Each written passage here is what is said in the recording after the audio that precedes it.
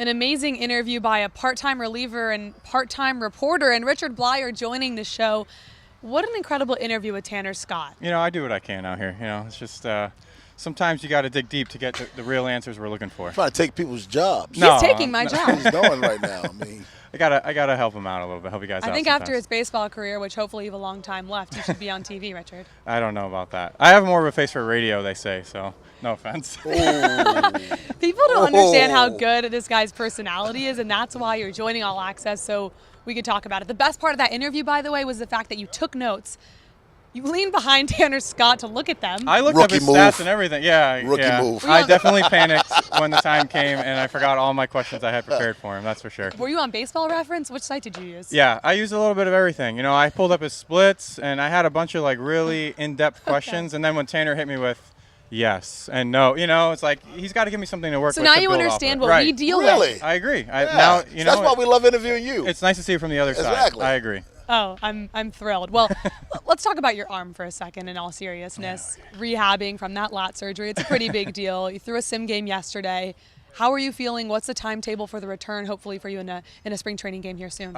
So I made it through my sim game yesterday, and I'm scheduled for Saturday. So, yeah, my first game's Saturday. We're looking forward to it. What are you looking forward to most with this team? Honestly, at this present moment, not pitching against my teammates anymore. It's going to be, you know, I've been throwing live BPs now for 2 weeks against the same 3 guys or whatever. So it's going to be exciting getting out there against other people and competing again. And, you know, it's been a very long rehab process, and there's been ups and downs for sure. And, you know, you always assume, at least for me, I see guys who have like elbow surgery and it's like, all right, we'll see you in a year. And then a year later, there they are, they're fine. Well, now all of a sudden I just went through this full rehab process, and it's pretty terrible in terms of just, you know, it's recovering from a major surgery. So you know, it's going to be nice to get back out there and compete. You told me when you were first rehabbing, when we spoke, it was a lot of pain and you just had to pitch through it. But now it's almost seamless, and finally you feel like you're where you're supposed to be.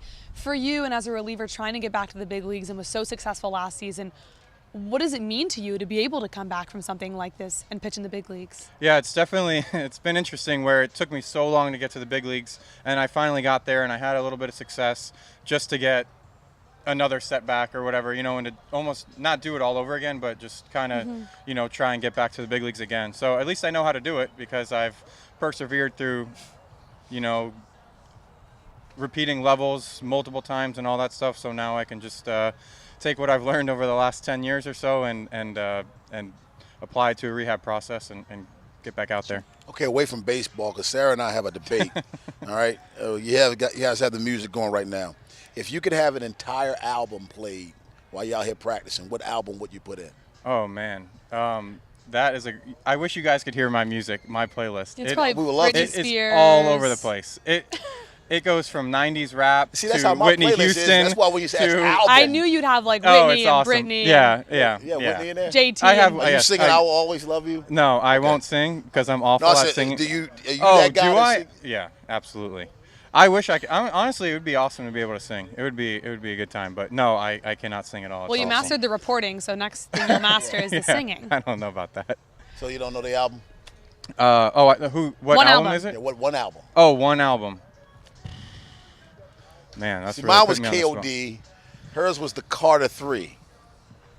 No, I couldn't. I said pick, Graduation by Kanye, maybe. I I'm couldn't. going No, back and forth. I couldn't pick an album. pick an Honestly, album. no, Yeah. not. I'd have to think about it. What I want people to know is a lot about you, but before I even get some details about your life and your perseverance, there's another debate that we have had for going on since you made it to the bigs, Richard, and it's the fact that you've only ever in your life you drink water and you drink milk. Now, fans watching, I think, are going to find this really fascinating because 2% it's milk. yeah, 2% skim or milk. skim or And skim, chocolate milk. not almond, Oh, and and chocolate. That could be a So third drink. it really. I think people are going to be shocked by this. Not the fact that you don't have adult beverages by any means, but you don't have Gatorade, no Powerade, nothing like that. I've had a Powerade. You once. have had a.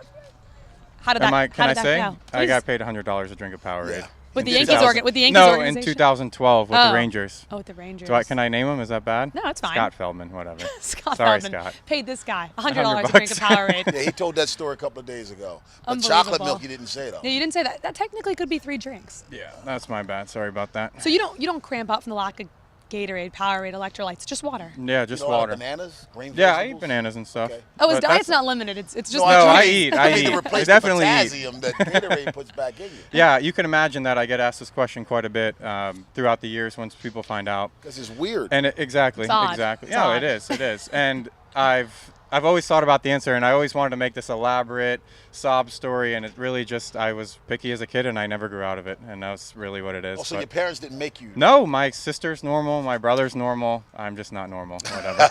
You said it, not us, Richard. No, you're a joy to cover in the clubhouse, and we're excited to see what you can do. And you're Definitely. facing a very good lineup on Saturday. You're not just going up, not that lineups typically Well, they're all aren't pretty good, but they're all yeah. pretty good. But you got a special game on Saturday. You're going out. What are your goals, of course, the remainder of this season? Staying healthy, putting up zeros. But Right. for yourself, what else do you want to do by the end of spring To training? be honest with you, it's just, if I could throw the pitch I made when I got hurt, if I could get right back to making those exact same pitches, I'd be very happy with that. I mean, I agree with Sarah. It's just awesome getting to know you and everything. Thanks. What have you done? Have you added to your repertoire, or have you done what we heard from Brocail, just trying to master what you do right now? Yeah, I think, obviously it's nice to have a new set of eyes, and I've had success in the big leagues, so it's hard to come in and say, hey, we need you to change everything. But there's definitely some things that I think I can improve on still, obviously. I mean, I still give up runs, and there's things that I could do better that I was aware of, and when they showed me the info and the stats to back it up, it's like, yeah, wow, I really need to do a few things differently. So, I think that there's room for improvement, but they also did say, what you're doing is working, and stick with that for the most part. Brandon Hyde and even Mike Elias and a lot of the players don't really use the term rebuild when they're discussing what the Orioles are in the state of. Now, we all know it is a little bit of a rebuild, or what you want to call it, but you're a little bit older. It took you a long time to get to the big leagues, but you're part of this team that looks like the future is so bright and everyone's so excited.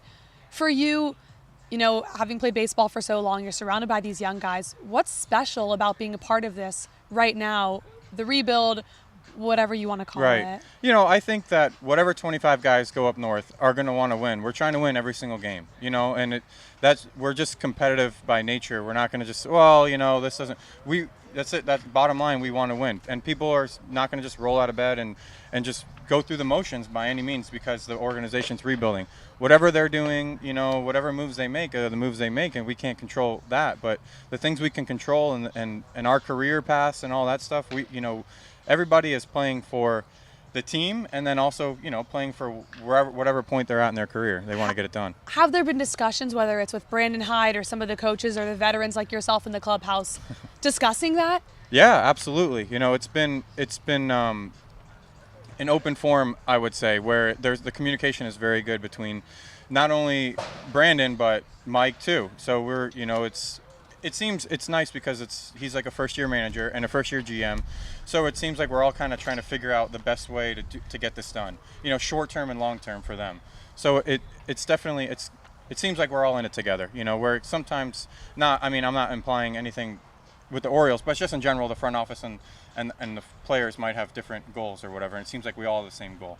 I got a lot of young players here. I know everyone is on a mission, but who has impressed you more than anyone else? Who stood out to you? So, for me, honestly, a guy who's thrown slow my entire life or whatever, like to watch some of these guys just light up the radar gun has never gets old. I see like Brandon Klein, doing it. Obviously, we know Tanner Scott does it. So, I don't know. There's just, and then it's like they're all doing it. So it's like all these guys are like 22 and throwing 100. I don't know where they find them, but it's pretty impressive. But yeah, there's definitely a lot of talent. These guys are very talented. I think a lot of the pitchers that are here now. And wherever they are, they're, the lower levels or the upper levels, the guys that we've seen, it's really impressive. Honestly, a lot of them are. Richard, can't thank you enough for the time. Thank you very much. Thanks, Good guys. luck the rest of the Appreciate way. it. A part-time reporter, a full-time baseball player, gunning for our jobs at the same time as rehabbing. We're excited to see you out there. Better come strong. We're excited to see you out there Saturday, Thanks, Richard guys. Bleier. Appreciate it. Thank you.